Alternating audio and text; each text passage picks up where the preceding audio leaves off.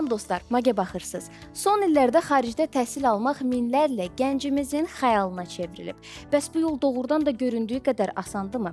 Qəbul prosesi, vətəndən uzaqda tələbəlik həyatı və bütün bunun kimi sualları gəlin elə xaricdə təhsil alan gənclərin özlərindən soruşaq.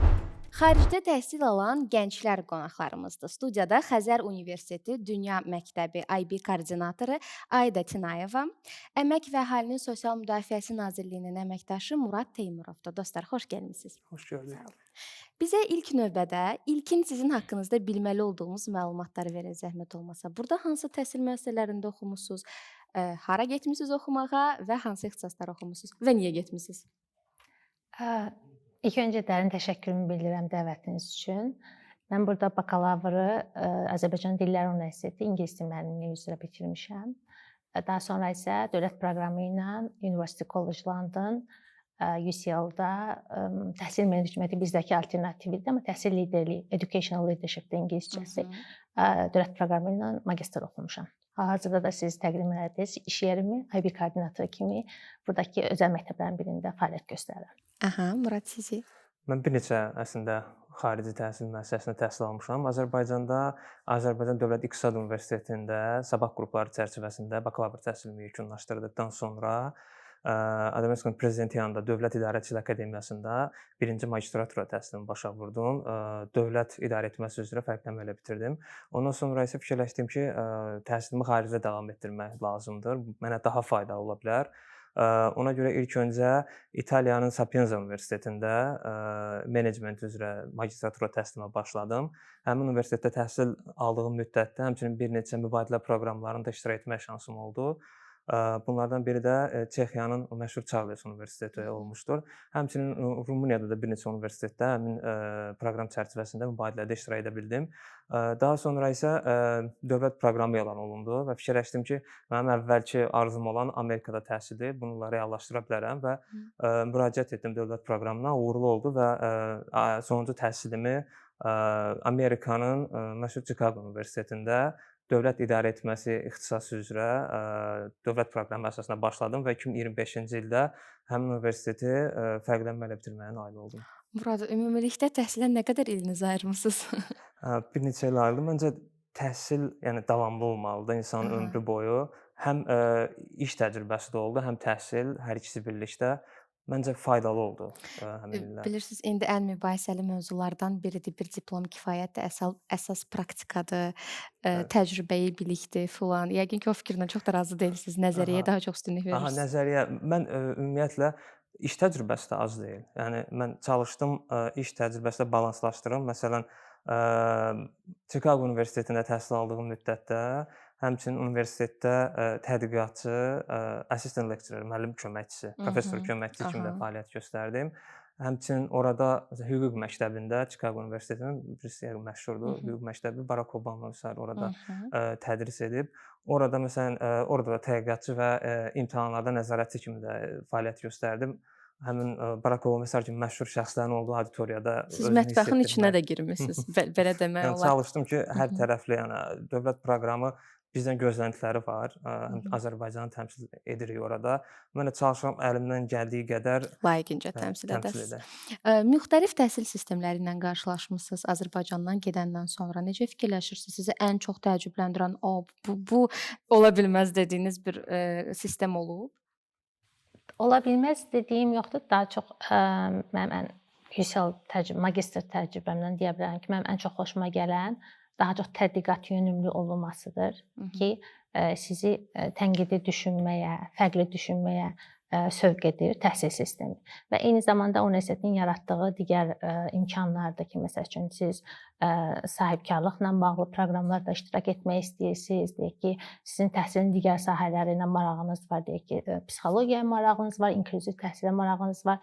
Bununla bağlı universitetin daxilində olan cəmiyyətlər var, hansı ki, siz ora qoşulub daha çox təcrübə qazanmaq üçün imkan yaradırlar sizə. Bunun çərçivəsində mənim qoşulduğum bir startup yaratmışdıq biz, mənim öz qrup yoldaşlarımla birlikdə. Süni intellektdən istifadə edərək şagirdlərin imtahana hazırlaşdırılması və well-being, şagirdlərin sosial emosional öyrənməni dəstəkləyən bir proqramdır. və hal-hazırda davam eləyir. UCL-ın Hatchery proqramı var, adı belədir. Belə bir proqram var, ora seçilibdir. Bu cürə imkanlar yaratması və sizin maraq dairənizə daha çox xitab edən aktivitetlərlə məşğul olmağa imkan yaratması çox möhtəşəm bir təcrübə idi. UCL fonunda deyə bilərəm mən. Dediniz ki, sizi tədqiqat etməyə, araşdırmağa daha çox sövq edir. Onda imtahan fokuslu deyil. Yəni çox da imtahanı fokuslanmırsınız, fikirləşmirsiniz. Əsas bugünün nəzəriyyəsini öyrənmək olur, əsas prioritetiniz. Bu təhsil liderliyi kimi bir ixtisasda necə baş verir? Ümumiyyətlə təhsil liderliyi nədir? Yəni oxuyub direktor olursunuz? Çox maraqlı sualdır. Təhsil liderliyi sırf təhsil menecmenti bizdəki alternativi Adam Universitetində də var, səhv eləmirəmsə, eyni fakültə. Daha çox təhsilin idarə olunması ilə bağlıdır. Direktor da ola bilirsiniz, amma təhsili idarə etmə, təhsildə lider olmaq müəllim liderlərdən başlayır. Middle liderlər adlanır, orta liderlər və sizin bakalavr təhsiliniz də müəllimlikdir. Mənim bakalavr təhsilim müəllimlikdir. Əslində məktəb liderliyindən götürüb də məktəbdə hər kəs bir liderdir. Liderliyi belə başa düşürük də. Təsir göstərə bilən, vizyonu olan insanlar baxımından. Tədqiqat yönümlü və imtahana gəldikdə mən onu qeyd etmək istəyərdim ki, siz hər hansı bir fənni seçən zaman sizdən gündəlik dərs soruşulması belə bir proses yoxdur. 75% dərslərdə iştirak etməlisiniz və bir mövzu seçirsiniz və o kurs müddətində hansı fənləri seçibsiniz, fənlər müddətində sizin bütün fokusunuz o yazacağınız araşdırma işi olur ki, sonda 4000-5000 sözlük bir iş yazmalısınız. Bütün dərslərə qoşulmağınız, müzakirələrə qoşulmağınız, ilkin versiya, ikinci versiya, son versiyanı yazmağınız, hər şeyiniz o işi tamamlamağa fokuslanırdı. O işinizdə siz dərs zamanı hansı nəzəriyyələri keçirdirsinizsə, onları əks etdirməlidir. Vətən buraxılışlarımızın birində belə bir mövzu işləmişdik ki, xaricdə yel əsib, qoz tökülüb. Gənclər fikirləşirlər ki, xaricə getdikdə bütün imkanlar onların qarşısına gəlir. Yəni bir növ çəhrayı eynəklərlə baxırlar xaricə. Biraz xaricdəki təhsilin reallığından danışaq. Göründüyü qədər asandır orada təhsil. Məncə düzdür, elə bir fikir var bizim ümumiyyətlə gənclərimiz arasında. Çox gənc, mən deyərdim ki, xaricdə təhsilə bir son hədəf kimi baxır. Yəni məsələn mən xaricdə təhsil aldım, hədəflərimə çatdım, amma əslində mən elə fikirləşirəm ki, xaricdə təhsil almaq bir alətdir, həmin hədəflərə çatmaqda. Tramplin kimi. Yəni o sənə daha çox kömək edə bilər ki, gələcəkdə daha böyük hədəflərə nail olmaqda. Bu cəhətdən deyərdim ki, ikinci məsələsi isə faydalı olmağı baxımından deyərdim ki, faydası var. Amma belə fikirləşmək lazımdır ki, tutaq ki, mən bir neçə xarici universitetdə, ölkədə olmuşam. Xaricdə təhsil bilik də verir insana, bacarıq da verir, amma bunlardan ən əsası məncə o sizə həmçinin doğru sualları soruşmağı öyrədir. Məsələn, siz bilsəz ki, hansı suallar daha doğrudur, hansı məqamda hansı sualları soruşmaq lazımdır. Bununla siz daha çox bilik əldə edə bilərsiniz fikrimcə. Həm bilik və həm doğru sualları soruşmaq imkanı və bununla yanaşı orada daha bir məsələdə məsələn hidden curriculum, gizli kurikulum. Bu o deməkdir ki, bilik bacarıqla yanaşı həmçinin həmin universitetlərdə tutaq ki, daha çox top universitetləri deyəcəm. Çünki o networking baxımından, məsələn, şəbəkələşmə, digər insanları tanımaq, müxtəlif mədəniyyətlərdən olan insanlarla dil tapmaq, onlarla bir qrupda işləmək. Həm də mədəni inteqrasiya üçün yaxşı bir imkan. Bəli, həmçinin mədəni inteqrasiya üçün məncə çox önəmlidir, yəni bu cəhətdən. Həmçinin də bilik əldə etmək olur. Müxtəlif ixtisaslar oxumusunuz. Məsələn, ayda yalnız təhsil, müəllimlik, təhsil liderliyi, yəni bir-birinə yaxın bir qədər ixtisaslarda təhsil alıb, siz menecment, hüquqda müəyyən bir praktikanız olub, hətta mətbəxin içinə girmisiniz demişdik. Bu istək ümumiyyətlə hardan gəlir? Bəzən insanlar fikirləşir ki, bir təhsil üzrə yaxşı mütəxəssis olmaq, peşəkarlaşmaq kifayətdir. Digərləri artıq mane ola bilər ona və yaxud da ki, heç nə qatmaya bilər. Çox gözəl, çox maraqlı sualdır. İlk təhsil menecment üzrə olmuşdu, bakalavr. İqtisadiyyat və menecment. Mən fikirləşdim ki, menecment hər hansı bir bölmədə, hər hansı bir təşkilatda və s. hər hansı bir bölməyə rəhbərlik ediriksə, menecer ümumi bilməlidir maliyyə, hüquq və digər şöbələrin fəaliyyətindən. Maraqlı yanaşmadır. Məncə məlumatlı olmalıdır. Menecment təhsiliniz dövründə bunların hamısı nəzəriyyəyə daxildir. Yəni bunları keçirik, amma siz tək-tək oxumaq istəmirsiniz. Mən istədim hərəsi üzrə məsələn dünya təcrübəsində ən yaxşı təcrübələr nələrdir, onlarla da tanış olmaq. Amma məncə yəni iqtisadiyyat üzrə ixtisaslaşdım, daha sonra menecment və s. biraz şaxələndi. Amma məncə yaxşı təcrübə oldu ki, məsələn hər hansı bir proyektdə və s. tapşırılanda və sair. Yəni həmin təcrübələr çox kömək edir sizə ki, məsələn, həyəcanlanmamaq, yəni elə mühitlər görülüb ki, stresin idarə olunması və sair mühitlərdə olduğum üçün məsələn, hər hansı bir tapşırıq veriləndə, qısa müddət veriləndə və sair artıq görürsən ki, həmin vəziyyətdə stresi idarə etməyi insan bacarır. Yəni bu təcrübədən məncə daha çox irəli gələn bir şeydir ki, yəni çox mühitdə olduqda insan özü formalaşan bir xüsusiyyətdir. Aydın məsələdir ki, stresi idarə etməklə bağlı müxtəlif təlimlər və bunun bir nəzəriyyəsi də var hətta. Çoxlu motivasiya kitabları var. Stressini idarə et, nə bilim nələrə qalib gəl. Emosional varlıq. Yekunda nəticədə yenə də stress bizdən, yəni asılı olmayan səbəblərdən gəlir də. Siz necə fikirləşirsiniz? Mümkündür bunu doğrudan idarə etmək? Stres əslində bu müxtəlif araşdırmaların da nəticəsində belə müəyyən olunub ki, stres müəyyən vaxtlarda insana yaxşı qərar qəbul etməkdə kömək edə bilər. Çünki stres altında beyin Daha yaxşı hansı işləyir. funksiyalar Bəli, daha bəli. aktivləşir və həmin o vəziyyətdən çıxmağa və sair, yəni bu survival instinct də deyirlər də, yəni o məsələdə, yəni Həyatda qalmaq kimi, həyatda bəli, qalmaq məsələsində keçmişdən gələn bir instinktdir insandan və müxtəlif xüsusiyyətlərdə bu aktivləşir. Əslində müsbət bir şeydir ki, müəyyən bir hər hansı bir yaddaşda olmayan bir şeyi də tapıb çıxarmağa və sair yaddaşa salmaq böyük əhəmiyyət kəsb edir. Məncə yəni stresi yox etmək yox, stresi idarə etməkdir ən əsas məsələ ki, bu da təcrübəyə, biliyə əsaslanaraq müəyyən hallarda əsas məsələ özünü itirməməkdir. Stres daha yaxşıdır. Stresi idarə etdikdə məncə daha düzgün qərarlar vermək olur. Ümumiyyətlə gənclər bir araya toplaşanda mövzudan mövzu çıxır, söhbət uzanır və xahişədən kənara çıxırıq. Gəlin sualımıza qayıdaq. Ayda təhsildə xaricdə təhsillə bağlı bu miflərlə, böyük gözləntilərlə yəni eşidirik də bu belə bir stereotip qəliblər var. Necə fikirləşirsiniz? Ən acı reallıq nədir xaricdə təhsillə bağlı? Ən çətinlikləri nələrdir ki, biz onları bilmirik? Çətinliklər deyəndə məsələn hamının arzusu ola bilər ki, xaricdə oxumaq. Mən fikirləşirəm ki, bu hər sahədə olduğu kimi məqsədli olması daha yaxşıdır. Məsəl üçün mif nə ola bilər ki, mən top 10 ən yaxşı 10 universitetdən birində təhsil alacağam. Sonrakı mərhələdə mənə iş tapmaq, hər şey, yəni bütün qapılar mənə açılacaq. Əslində isə elə deyil.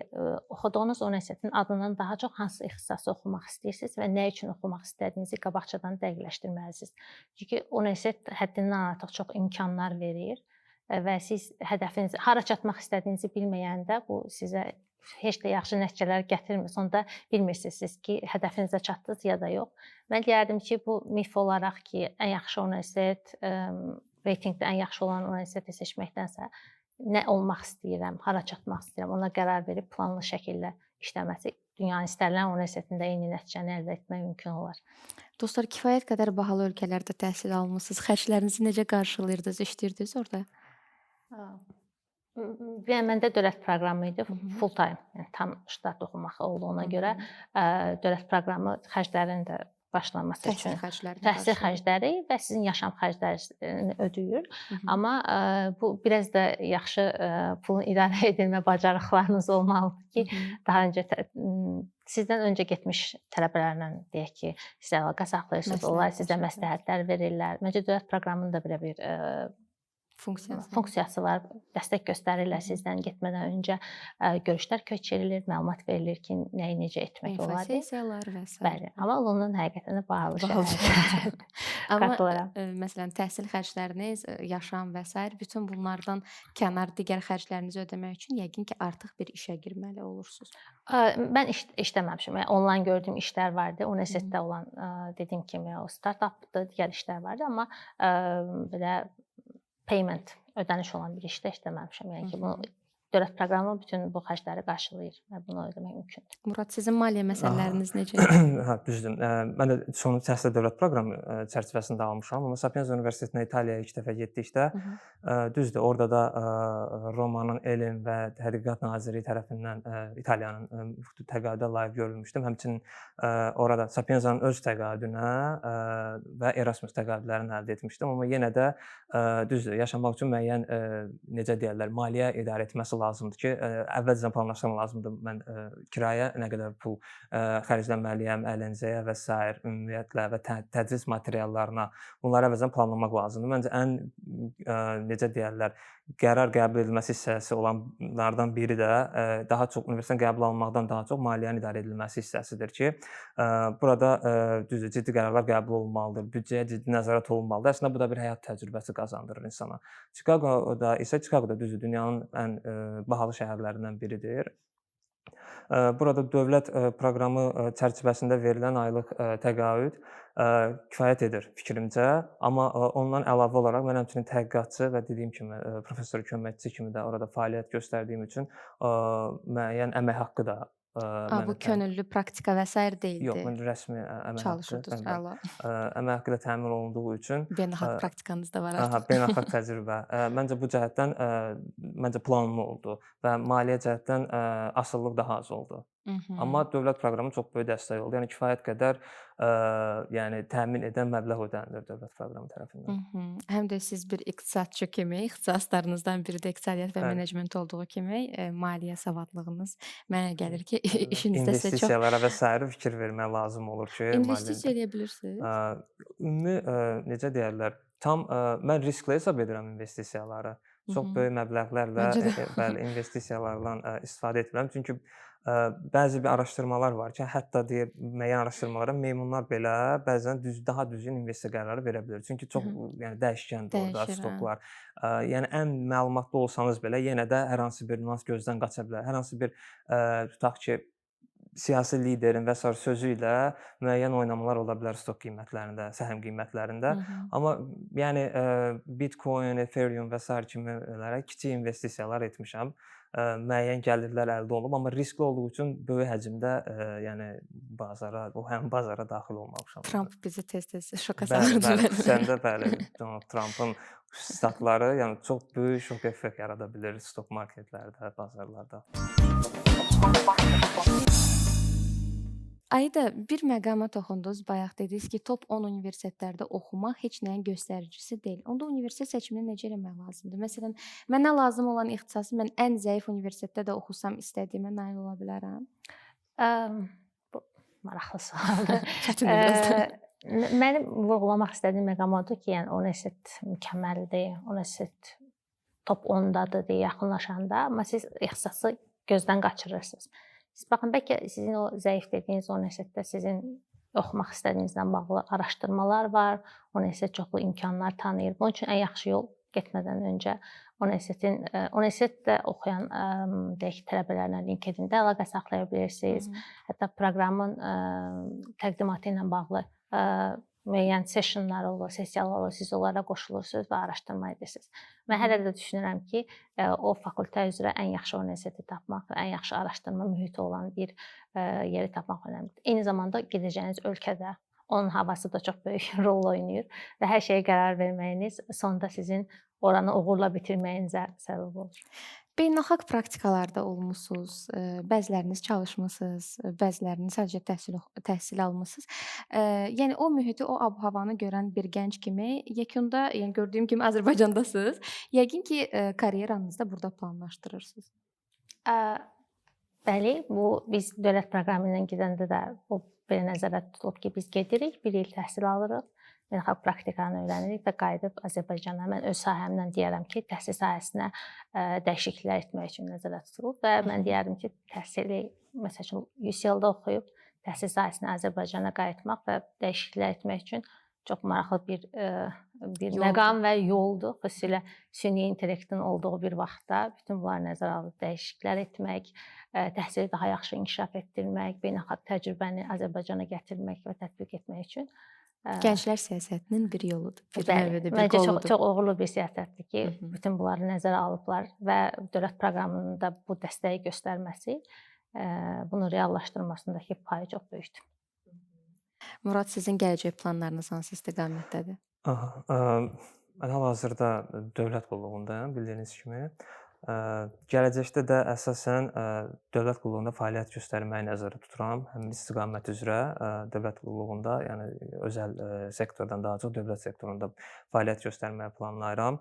Həmçinin mənim Azərbaycanda da 2020-2022-ci illərdə Azərbaycan Dövlət İqtisad Universitetinin Unique Business School-da mən müəllim kimi, həmçinin də elmi rəhbər kimi fəaliyyət göstərmişəm. Yəni 2 il müəllimlik təcrübəm də var və planlayıram ki, müəyyən indi hal-hazırda planlar var. Həmin planları həyata keçirdikdən sonra, əgər əlavə vaxt olarsa, universitetlərdə tədris bu gəncləri necə deyirlər, yetişdirilməsinə köməklik göstərmə fəaliyyətimi də davam etdirmək istəyirəm növbəti illərdə. Bu praktikanın sizdə artıq var, professor Bəli. köməkçisi kimi Bəli, həmçinin çalışmısınız. Azərbaycanda Bəli. Unique Business School-da da Hı hı. müəllim və elmi rəhbər kimi Kimi magistrlara tədris etmişəm, bəli. Dostlar, kifayət qədər uğurlarınız var yaşınıza görə. Təşəkkür sağ olun. edirik vaxt ayırıb gəldiyiniz üçün və xaricdə təhsil almaq istəyən gənclər üçün də müəyyən bir stimul, motivasiya oldunuz. Həmçinin də öz praktikanızı bölüşdünüz, onlara məsləhətlər verdiniz. Sətiraltı da olsa. Təşəkkür edirik, çox sağ olun. Gələcək fəaliyyətinizdə uğurlar arzu edirik. Çox sağ olun. Təşəkkür edirik. Dəvətiniz üçün çox maraqlı bir veriliş oldu, sual-cavab oldu. Təşəkkür edirəm verdiyiniz sualların üçün də, dəvətiniz üçün də. Bütün gənclərə də hesab edirəm ki, bizim söhbətlər və öz araşdırmaları da böyük faydalı olacaq ki, onların gələcək növbəti qərarların qəbul edilməsində. Biz təşəkkür edirik ki, vaxt ayırdınız. Belə dostlar, bir buraxılışımızın da sonuna gəlib çatdıq. Bu gün xaricdə təhsilin üstünlükləri və çətinliklərindən danışdıq. Magidə başqa hansı mövzuları görmək istəyirsiniz? Elə bu barədə bizə sosial şəbəkələrdən yazmağı unutmayın. Sağ olun.